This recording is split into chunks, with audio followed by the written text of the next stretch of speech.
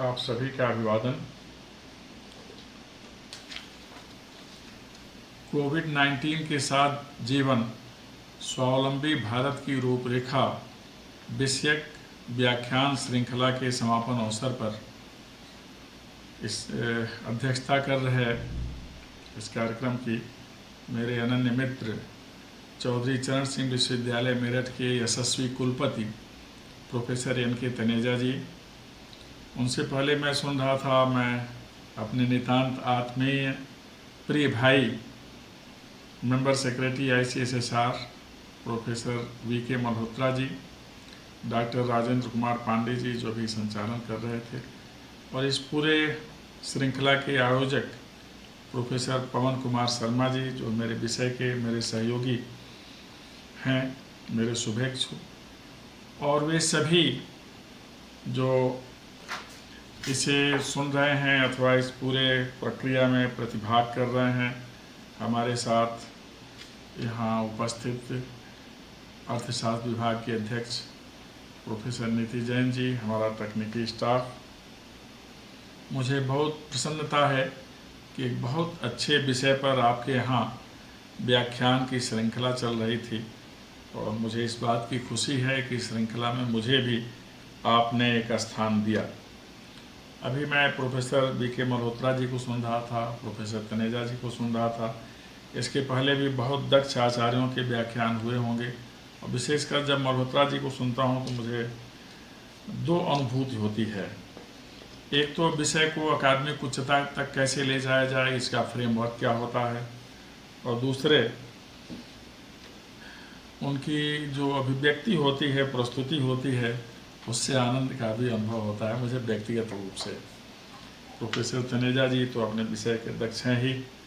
आप सबको सुन के मुझे बहुत जानकारियाँ मिली, और निश्चित रूप से जानकारियाँ जो विषय को भी समृद्ध करती हैं, अकादमिक क्षेत्र को भी समृद्धि करती हैं, और परिवेश को ऊर्जा प्रदान करती हैं या सकारात्मक दिशा में ले जाती हैं।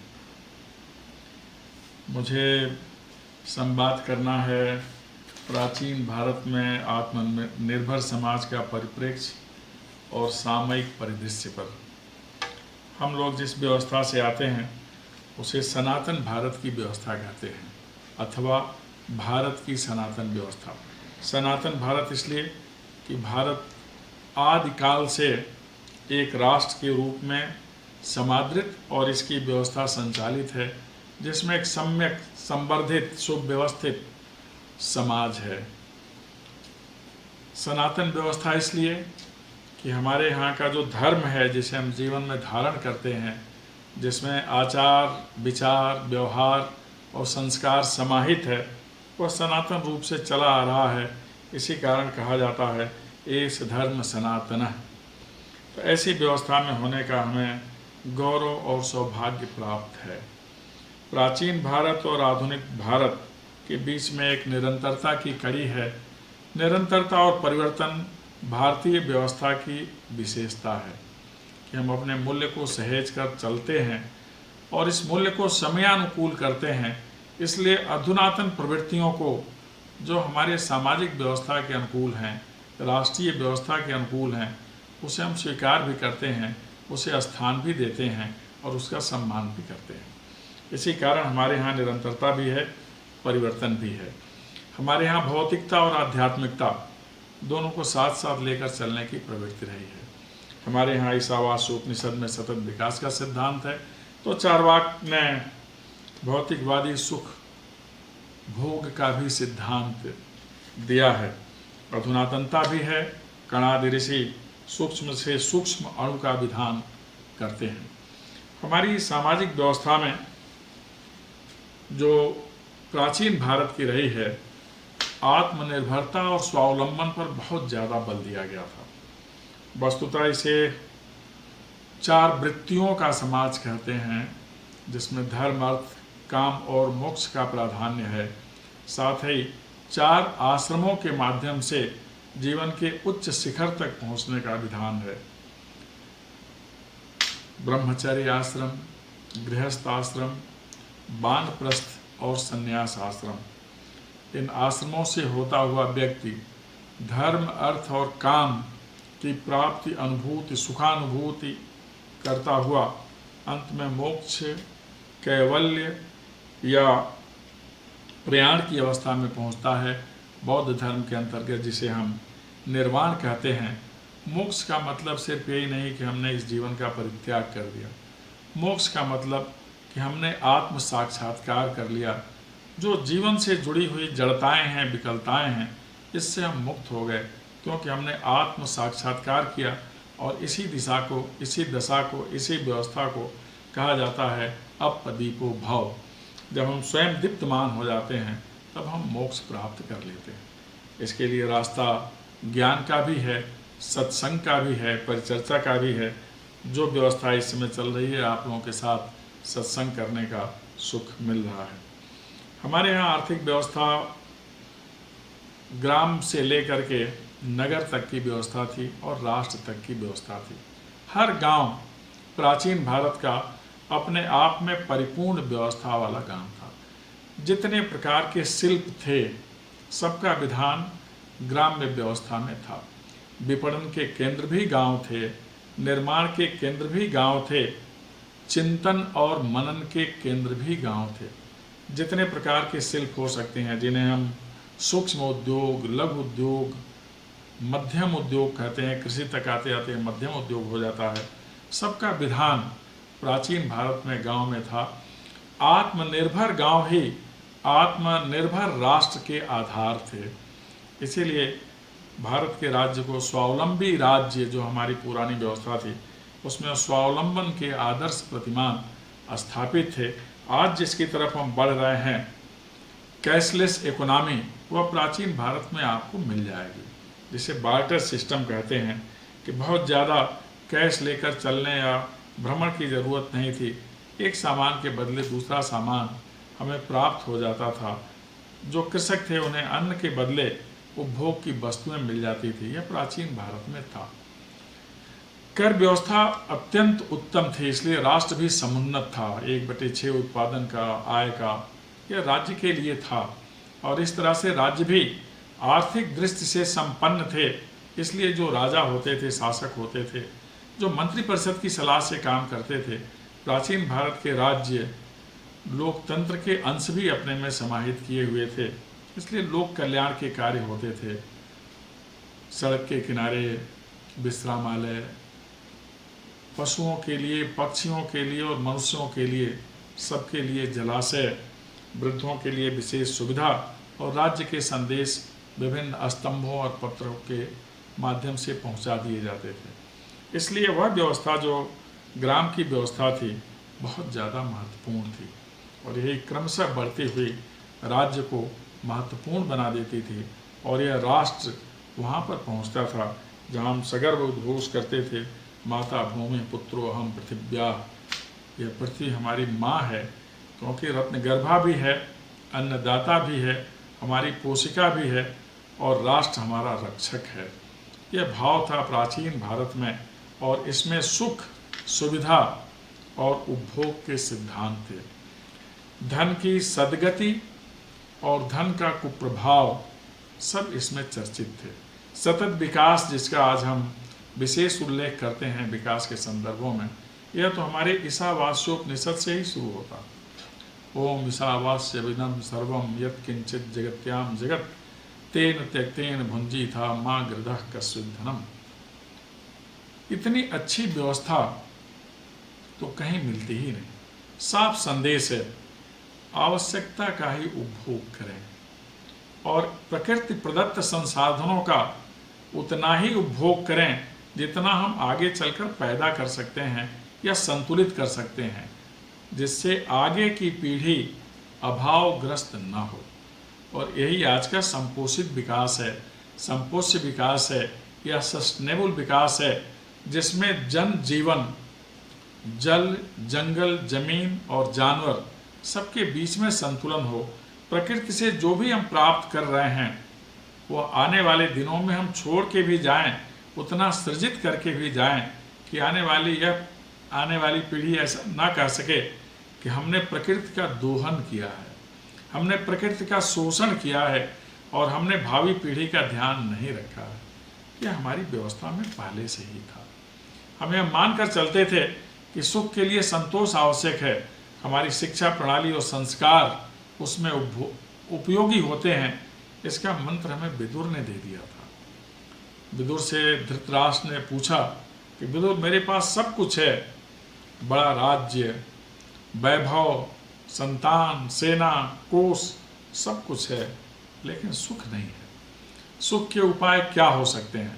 मेरा यह संदर्भ इसलिए है कि हम बहुत ज़्यादा वैभवशाली होकर वैभव से सुख और शांति का क्रय नहीं कर सकते। इसके लिए वही उपाय है जो विदुर ने कहा। अर्थागमो नित्यम रोगिता च प्रिया च भार्या प्रियवादिनी च वसश्च पुत्रोर्थ करी च विद्या खड जीव लोकस्य सुखानि राजन। हे राजन, इस संसार में सुख के 6 उपाय हैं। नित्य आय का कुछ स्रोत हो कि नित्य का खर्चा हमारा पूरा हो जाए, शरीर निरोग हो, जिसकी आज बहुत ज़्यादा ज़रूरत है। कोविड-19 नामक वायरस के प्रभाव में हम सभी हिले हुए हैं कि कब कौन ग्रस्त हो जाए और त्रस्त हो जाए। पूरी विश्व व्यवस्था हिली हुई है। विदुर ने कहा निरोग होना बहुत आवश्यक है और इसके लिए इम्यूनिटी बढ़ाना बहुत ज़्यादा आवश्यक है। और यह इम्यूनिटी बढ़ती है, मनुष्य की प्रतिरोधक क्षमता, प्रकृति से तादात्म्य के चलते। और जो प्रकृति ने जड़ी बूटी, औषधियाँ, फल दिया है, उसका सेवन करने से। मैं जिस अंचल में हूँ वहाँ वनौषधियों का प्राधान्य है और इस अंचल में शायद इस देश का सर्वाधिक कम संक्रमित समुदाय है। मेरा आशय सिर्फ इतने से है कि हम निरोग रहें, इसकी बहुत ज़रूरत है, तभी हम सुखी रह सकते हैं।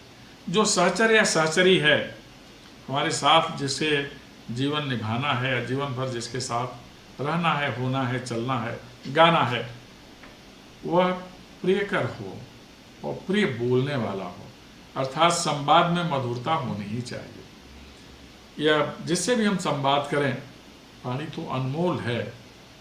जो कोई बोले जान, ये तराजू तौलिए तब मुख बाहर आन।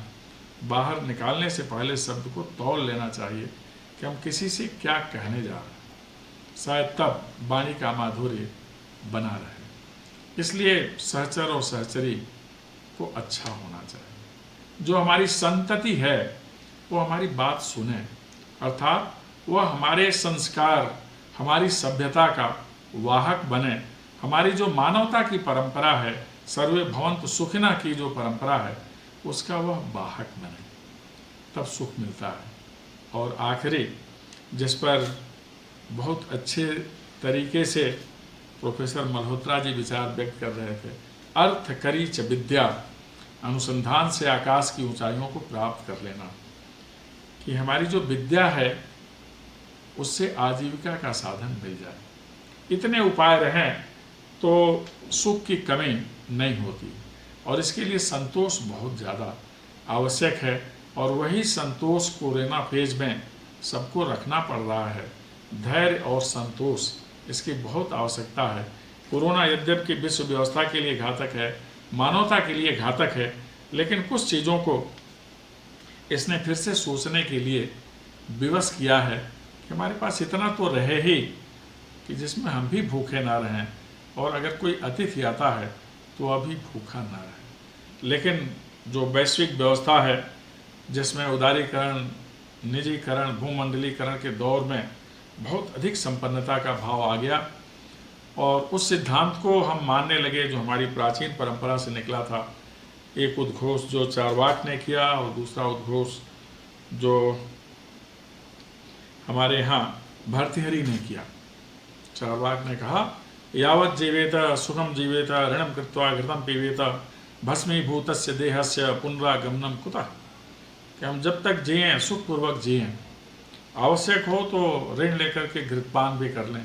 प्राचीन काल में घृत बुद्धि, बल, वीर्य, तेज सबका कारक था और इसके लिए चारवाक ने कहा कि अगर ऋण भी लेना पड़े तो लेना चाहिए और सुखपूर्वक जीवन यापन करना पड़े। यह जो आज की भौतिकवादी व्यवस्था थी, इसमें यही बात थी। आप ऋण ले लीजिए, मकान खरीद लीजिए, कार खरीद लीजिए, जो चाहिए ले लीजिए। ठीक उसी का विस्तार इस युग में हम लोग देख रहे थे तो एक इसका संदेश हमारे यहाँ से ही निकला हुआ था, जिसका बृहत्तर स्वरूप आजकल दिखलाई दे रहा था, जिस पर विराम लग गया है इस समय। एक मान्यता हमारे यहाँ भरथेरी की थी कि धन का बढ़ना भी बहुत ठीक नहीं है। यद्यप धन में बहुत सारी शोभा होती है, बहुत सारे लक्षण होते हैं। पूरा श्लोक इस तरह से है, यस्यास्ति वित्तम स नरः कुलीनः स पंडितः स स्तुतवान गुणज्ञ स एव वक्ता स च दर्शनीय सर्वे गुणाः कांचन माश्रयन्ति। अर्थात हम इस तरह से वैभव का सृजन कर लें कि हमारी सारी मनोकामनाएं पूरी होती रहें, क्योंकि सारे गुण तो कंचन में यानी वैभव में ही हैं। जिसके पास वैभव है वही कुलीन है, वही वक्ता है, वही आकर्षक है, वही गुणवान है, क्योंकि वैभव में ही सारे गुण निहित है। तो इस मुकाम तक हम पहुँचे थे कि जो प्राचीन भारत की परंपरा का विस्तार है उसमें मूल ध्येय स्वावलंबन का ही था कि हमें स्वावलंबी होना है।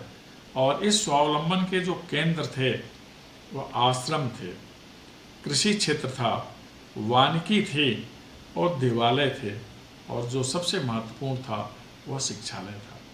हमारे यहाँ आश्रम व्यवस्था में यह सिखा दिया जाता था कि श्रम की महत्ता क्या है, साथ ही अहंकार शून्यता क्या होती है। यह आश्रम व्यवस्था में सभी उस समय जो ब्रह्मचारी थे, विद्यार्थी थे, उन्हें सिखा दिया जाता था।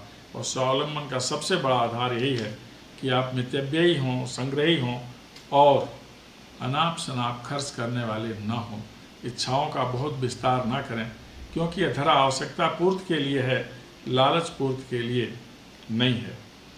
दूसरा स्थान हमारे यहाँ सबसे महत्वपूर्ण, सबसे व्यापक आत्मनिर्भरता के लिए जो स्थान है वह कृषि क्षेत्र है। कहा ही जाता है भारत ऋषि और कृषि परंपरा का देश है। कृषि के क्षेत्र में सबके लिए जगह थी, कामगार के लिए, कुशल व्यक्ति के लिए, और जो जिस विधा से उसमें योगदान कर सके सबके लिए उसमें स्थान था। नर नारी सभी एक समान इस कर्म में भाग लेते थे। यहाँ तक कि हमारी मान्यता ऐसी थी कि जिन्हें राजा कहा जाता है वह भी हल चलाने का काम करते थे। जनक का उदाहरण आप लोगों ने सुना होगा। इसलिए कृषि क्षेत्र सबके लिए था, उसको लेकर के कोई अतिरिक्त गौरव का बोध नहीं करता था। सब में समान श्रम का बोध था और दायित्व का बोध था। यह कृषि हमारे यहाँ आत्मनिर्भरता का सबसे बड़ा क्षेत्र था। और हमारे यहाँ कहा जाता था अन्न ही ब्रह्म है, ब्रह्मान्न। और एक ऐसा भी अन्न हमारे यहाँ होता है जिसे अक्षत कहते हैं, चावल। तो इस तरह की परंपरा हमारे यहाँ से रही है। एक क्षेत्र वह भी था जिसे विपणन का क्षेत्र कहते हैं। व्यवसायी वर्ग में बहुत ज़्यादा निवेश था हमारी सामाजिक व्यवस्था का, जहाँ जाकर लोग रोजगार के अवसर भी पा सकते थे, व्यापार और विनिमय के अवसर भी पा सकते थे, और बहुत अधिक व्यवसायिक कुशलता हमारे गांव में और हमारे राष्ट्र में हुआ करती थी। इसीलिए बाहर जाने की कभी ज़रूरत ही नहीं पड़ती थी। जो आजकल की स्थितियां हैं, आज तो कोविड-19 के कारण बाहर जाने से लोग संकोच करेंगे। हमारे यहाँ एक क्षेत्र देवालय भी है। आमतौर पर हम लोग देवालय को यही समझते हैं कि वहाँ हम प्रभु के विग्रह का दर्शन करते हैं, वहाँ हम बैठकर ध्यान कर लेते हैं, वहाँ जाकर हम अपनी जो कमियां हैं उसके निवारण के लिए ईश्वर से प्रार्थना कर लेते हैं। हम भूल जाते हैं कि प्राचीन भारत के देवालय भारत की आत्मनिर्भरता के भी केंद्र थे और लोगों को आजीविका का अवसर देने के भी केंद्र थे। आज भी भारत के बहुत सारे ऐसे देवालय हैं जो विश्वविद्यालय चलाते हैं, शिक्षण संस्थान चलाते हैं, परोपकार के बहुत सारे कार्य करते हैं। ऐसा प्राचीन भारत में भी होता था। ये सभी आत्मनिर्भरता के स्तंभ थे इस देश में। और शिक्षालय जो हमें आत्मनिर्भर होना सिखाते थे। हमारे यहाँ ज्ञान अर्जित करने की परंपरा थी। केवल हमारी शिक्षण परंपरा डिग्री बोधक नहीं थी, उपाधि बोधक नहीं थी। स्नातक स्वयं में बहुत बड़ी उपाधि थी, लेकिन जो स्नातक होता था उसे जीवन के रहस्य का भी बोध होता था, जीवन यापन कैसे होगा इसका भी बोध होता था, और जीवन में करना क्या है, अर्थात हमारा मंतव्य क्या है और हमारा गंतव्य क्या है, यह सब बोध भारतीय शिक्षण प्रणाली में बता दिया। इस तरह जितने उपादान थे विकास के, शिक्षालय, देवालय, कृषि, विपणन और शिल्प, जिसके लिए विक्रमशिला विश्वविद्यालय विख्यात था, वो सब कुछ उस समय था। अभियांत्रिकी, अध्यात्म, सब कुछ था। इसीलिए प्राचीन भारत का जो स्वावलंबन था वह आदर्श कोटि का था। समय के साथ परिवर्तन होता ही है, एक समय एक जैसा नहीं रहता। समय का स्वभाव ही है कि आगे बढ़ जाना और आज को पीछे छोड़ जाना। इसीलिए समय सबसे ज़्यादा महत्वपूर्ण है, क्योंकि यही एक ऐसा शब्द है, यही ऐसी प्रवृत्ति है और यही ऐसी प्रकृति है जिसे हम किसी तरह क्रय नहीं कर सकते। जो पल निकल गया निकल गया, उसकी वापसी असंभव है और इसे ही परिवर्तन की प्रक्रिया कहते हैं। परिवर्तन की प्रक्रिया में संपन्नता के मूल्य और मानक बदल गए। दुनिया में कई प्रकार से उत्थान और पतन हुआ, साम्राज्य बने, गिरे, बिगड़े, नए प्रकार की साम्राज्यवादी सोच उत्पन्न हुई, जिसकी चर्चा बार बार हो जाती है।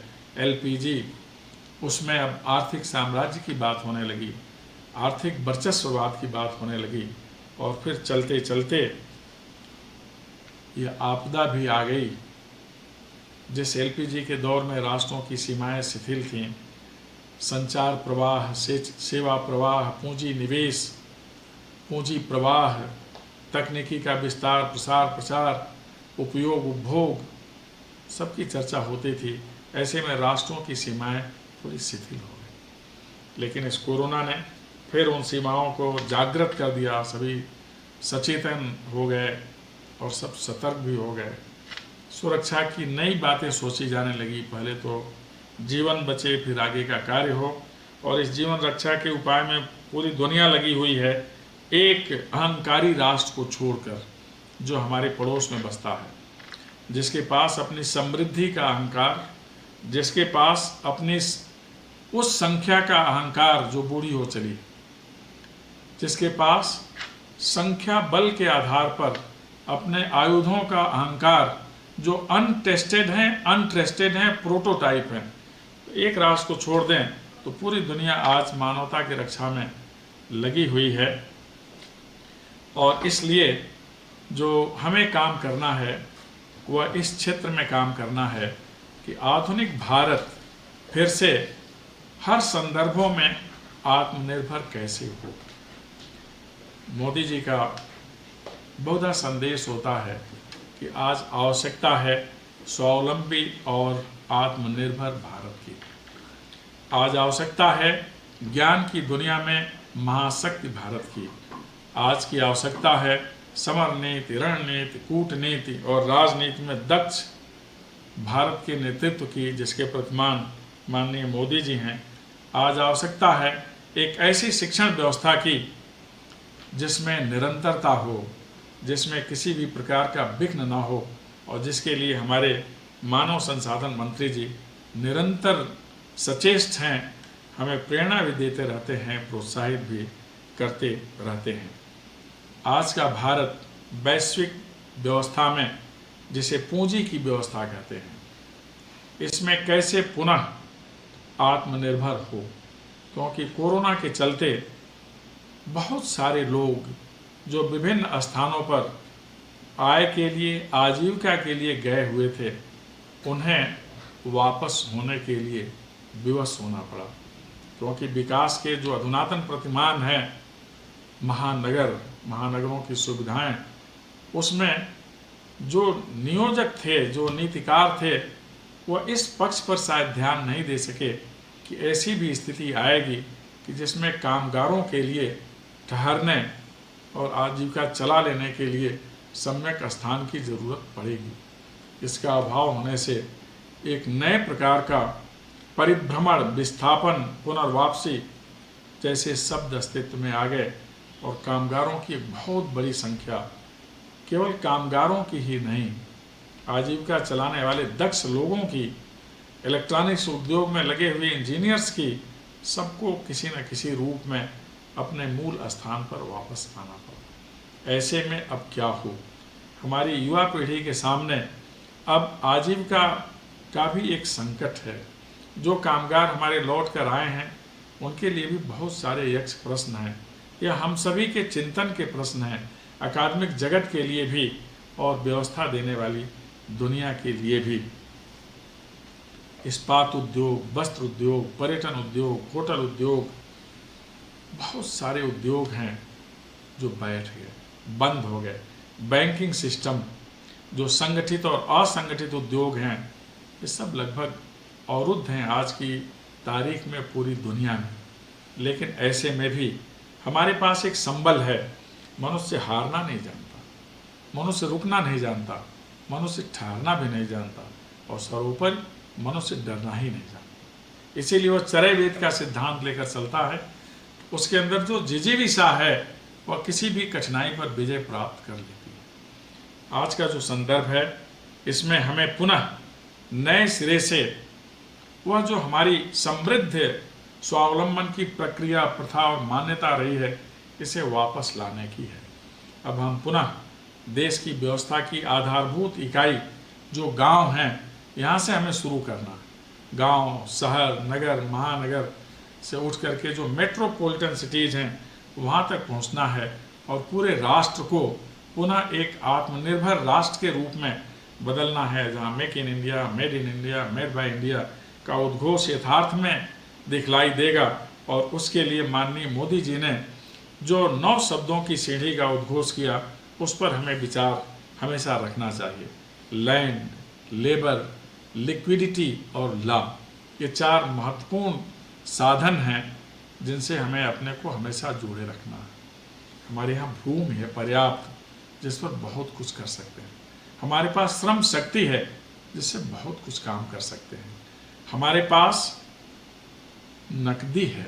हर परिवार, विशेषकर आज देवियों का स्मरण करना चाहिए कि हिंदुस्तान की आर्थिक व्यवस्था को ठोस आधार प्रदान करने में जो परिवार में रहने वाली देवियाँ, उनकी बहुत बड़ी भूमिका है। उनका जो गुप्त संग्रह है वो बहुत मायने रखता है।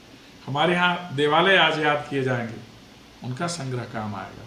हमारे यहाँ बैंकिंग सिस्टम, मोदी जी ने सबके पास तक बैंक की पहुँच कर दी थी। वहाँ जो लिक्विडिटी है, जो नकदी है, वह आज काम आने वाला है, उससे काम बनेगा। सर्वोपरि हमें कानून का पालन करना ही है। गौतम बुद्ध से पूछा गया कि गणराज्यों की सफलता के सूत्र क्या हैं। उन्होंने 7 सूत्र बताए, जिसमें एक अनिवार्य सूत्र था कानून का पालन करना। और कानून का पालन सबको करना होता है, कानून बनाने वाली संस्था को या उसमें लगे हुए लोगों को नहीं, देश के हर व्यक्ति को, क्योंकि कानून सबके लिए होता है। तो ये 4 हमारे साधक हैं जिनके माध्यम से हम अपने देश को आत्मनिर्भर बनाएंगे। और उसके बाद जो सबसे ज़्यादा महत्वपूर्ण है कि हमारे यहाँ इकोनॉमी, इंफ्रास्ट्रक्चर, सिस्टम, डेमोग्राफी और डिमांड, इस पर भी विचार करना है। हमारे यहाँ की अर्थव्यवस्था इतनी अच्छी है कि कोई भी आपदा हो, दुनिया में जब जब आर्थिक मंदी का दौर आया है, तो उससे सबसे कम प्रभावित अगर कोई देश रहा है तो भारत ही रहा है। और इसमें सबसे बड़ी भूमिका किसी की रही है तो एग्रीकल्चर सेक्टर की रही है, जिसे हम अन्नदाता कहते हैं, किसान वर्ग, उसकी रही है। क्योंकि हमारे यहाँ की व्यवस्था में अन्न उत्पादन जब होता है तो 1 वर्ष के लिए अन्न घरों में रख करके अतिरिक्त अन्न ही बाजार में उतारा जाता है। तो साल भर तो कोई आपदा हिंदुस्तान को डिगा ही नहीं सकती। हमारे पास जो अभी पुराना अन्न भंडार है, यही 4-5 साल के लिए काफ़ी है। इस साल बहुत अधिक उपज हुई है, अगले 10 साल के लिए प्रभावी है। इकोनॉमिक साइकिल होती है जो 10 साल चलती है। 10 साल में जो अर्थचक्र है अपने शिखर पर पहुंचता है और शिखर से 10 साल बाद उसे नीचे आना पड़ता है। ये 10 साल पूरा हो गया। 1-2 साल से चर्चा हो रही थी कि यह पतन किस कारण होगा आर्थिक व्यवस्था का। जो स्टॉक एक्सचेंज है, जो सेंसेक्स है, जो डिमांड सप्लाई चेन है, ये किस कारण नीचे जाएगा। क्या अचानक उपभोग की प्रवृत्ति लोगों की कम हो जाएगी, या ऊर्जा के क्षेत्र में सूनापन आ जाएगा, जो पेट्रोल डीजल के काम इतने बढ़ जाएंगे अथवा उसकी ज़रूरत नहीं पड़ेगी। क्या होगा, समझ इलेक्ट्रॉनिक उद्योग बैठ जाएगा। समझ में नहीं आ रहा था कि ये नीचे जाने वाला कारण बनेगा क्या। ये किसी ने नहीं सोचा था कि एक कुटिल वृत्ति के राष्ट्र की प्रयोगशाला की देन ये कोविड-19 नामक वायरस पूरी दुनिया की अर्थव्यवस्था को ही बैठा देगा। ये हालात हैं आज के, जिसमें हमें विचार करने की ज़रूरत है कि अब हम क्या क्या करें। मोदी जी बहुत दिन से स्टार्टअप और इनोवेशन की बात कर रहे हैं, जिसकी तरफ हमें ध्यान देना है। सूक्ष्म उद्योग, लघु उद्योग, मध्यम उद्योग और बृहद उद्योग, चारों पर समन्वित दृष्टि, समन्वित नीति की ज़रूरत है, जो हमारी सरकार ने आरंभ किया हुआ है। विशेषकर जिन जिन क्षेत्रों में हमें विशेष ध्यान देने की ज़रूरत पड़ेगी, पूरी दुनिया उस पर दे रही है। अब तक औषधि उद्योग उपेक्षित ही रहा है। हम लोग मानते थे छोटी मोटी बीमारियां होंगी, बहुत बड़ी बीमारी का नाम हम लोग जानते थे, कैंसर है, एड्स है, हार्ट अटैक हो गया, मधुमेह हो गया, इससे मृत्यु हो जाएगी। हम ऐसा नहीं जानते थे कि एक वायरस ऐसा आ जाएगा कि हमारे श्वसन तंत्र को ही प्रभावित कर देगा, और उसने प्रभावित किया। तो अब औषधि उद्योग पर बहुत ज़्यादा निवेश होगा और ये सबसे बड़ा उद्योग होगा। अब तक तो हमने सुख सुविधा के साधन तैयार किए, विनाश के भी साधन तैयार किए, लेकिन अब हम तैयार करेंगे जीवन रक्षक साधनों की, PPE, testing kit, supporting tools, ventilators और ऐसी एंटीबायोटिक जिसका दीर्घकाल तक प्रभाव रहे। यह औषध उद्योग के लिए चिंता का सबब बना हुआ है कि जो भी एंटीबायोटिक बनती है उसका प्रभाव 5 साल में शून्य हो जाता है। तो हम ऐसी एंटीबायोटिक बनाएं कि जो बहुत दिन तक, जैसे पेनिसिलिन ने बहुत दिनों तक प्रभाव बनाए रखा, तो इस एंटीबायोटिक का बहुत दिन तक प्रभाव रहे, कोई वायरस आए मानव शरीर को छत बिछत न कर पाए, हमारे श्वसन प्रणाली को, चिंतन प्रणाली को आघात न पहुंचा पाए। इस पर अब ज़्यादा निवेश होगा और ज़्यादा शोध करने की ज़रूरत होगी। अब ज़रूरत होगी निवेश के क्षेत्र बढ़ाने की। वह क्षेत्र होगा अरण्य क्षेत्र, प्रकृति से जिसमें हम ज़्यादा तादाद में स्थापित कर सकें। वह क्षेत्र होगा नदियों को सुरक्षित, संरक्षित, जलाशयों को सुरक्षित, संरक्षित करने का क्षेत्र, जहाँ हमें शुद्ध पानी मिल सके। शुद्ध जल मिलेगा, शुद्ध वायु मिलेगी, तो जीवन निष्कंटक और निरापद रहेगा। इसलिए बहुत ज़्यादा इस धरा का दोहन अब रुकेगा। जो सतत विकास है उसकी तरफ हम ज़्यादा ध्यान देंगे और वानिकी के क्षेत्र में निवेश होगा, हमें रोजगार के अवसर मिलेंगे। जो हार्टिकल्चर है, एग्रीकल्चर है, सोशल फॉरेस्ट्री है, इस पर अब फिर से ध्यान दिया जाएगा। एग्रीकल्चर को इंडस्ट्री से भी ज़्यादा निवेश का क्षेत्र बनाया जाएगा। तब आत्मनिर्भर भारत दुनिया को आत्मनिर्भरता की ओर ले जाएगा। यह सौभाग्य की बात है कि हमारे यहाँ जो अन्न उत्पादन होता है वह दुनिया का सर्वश्रेष्ठ अन्न आज की तारीख में है। इस क्षेत्र में अपार संभावनाएं हैं व्यापार की, विपणन की, और जो हमारा समाज मार्केट सोसाइटी बन गया था, अब पुनः उसे ह्यूमन सोसाइटी बनाने की ज़रूरत है कि हमारे रिश्ते आर्थिक समृद्धि, संपदा और साधनों के आधार पर निर्धारित ना हो, मानवीय गुणों के आधार पर, लक्षणों के आधार पर निर्धारित हों। और यह विवेक का प्रश्न होता है, जिसके पीछे हमारी प्रज्ञा होती है, जो ईश्वर की देन है और मनुष्य का पहला गुण है। उसी से हम शीलवान बनते हैं, उसी से हम गुणवान बनते हैं, उसी से हम निर्क्षीर विवेचन करते हैं। अब हमें पुनः इस क्षेत्र में ध्यान देने की ज़रूरत है, स्किल डेवलपमेंट की ज़रूरत है। हमें देखना है कि इस देश के प्रत्येक अंचल में कौन सा उत्पाद श्रेष्ठकर है, उसके लिए कौन सा लघु अथवा मध्यम या सूक्ष्म उद्योग हम विकसित कर सकते हैं, इस पर विचार करने की ज़रूरत है। यही इनोवेशन होगा और उस क्षेत्र में संबंधित युवाओं को, वापस लौटे हुए कामगारों को प्रशिक्षित करके हम रोजगार के अवसर सुलभ करा सकेंगे। यह आत्मनिर्भर भारत की आधारशिला होगी। इस तरह से क्रमशः हम पुनः इस धरा को हरा भरा कर सकेंगे, उद्योग से संपन्न कर सकेंगे। और इस सब के लिए आवश्यक है शिक्षा क्षेत्र पर विशेष ध्यान दिया जाना। शिक्षा के माध्यम से ही हम स्वच्छ, समर्थ, शक्तिशाली और समृद्ध भारत बना सकते हैं। आइए हम सब मिलकर भारत को उन ऊंचाइयों पर ले चलें जहां दुनिया के अन्य देश देखने की कोशिश करें। हम पूरी मानवता के लिए संबल बने, हम दुनिया के महानतम राष्ट्र बने। सौभाग्य से हमारे पास एक ऐसा चमत्कारी नेतृत्व है जिस पर हम सभी का भरोसा तो है ही, आज दुनिया को भी भरोसा है। इसलिए दुनिया को उम्मीद है कि भारत मानवता को एक नई दिशा देगा और जो विद्यमान दशा है इसमें सुधार का सार्थक उपाय भी देगा, वह भारत पहल भी करेगा। आप सभी ने ध्यानपूर्वक सुना। आप सभी को बहुत बहुत धन्यवाद। नमस्कार।